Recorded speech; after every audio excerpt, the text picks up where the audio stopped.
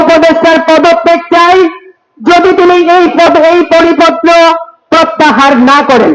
আমাদের কেন্দ্রমন্ত্রী শিক্ষক নেতা অধ্যক্ষ সেলিম ভাই স্যার 24 ঘন্টা সময় দিয়েছিলেন, যদি তিনি এই পরিপত্র প্রত্যাহার না করেন তাহলে তার পদত্যাগ।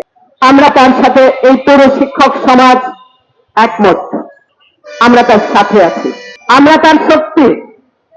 আমরা যদি ঐক্যবদ্ধ থাকি, বাংলাদেশের শিক্ষক সমাজ যদি ঐক্যবদ্ধ থাকি, তাহলে কোনোভাবেই এটা চালু করতে পারেন না।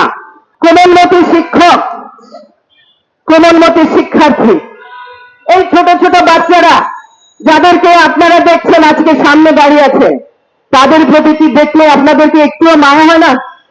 এই কোমলমতি শিক্ষার্থীদেরকে তাদেরকে কিভাবে বঞ্চিত করে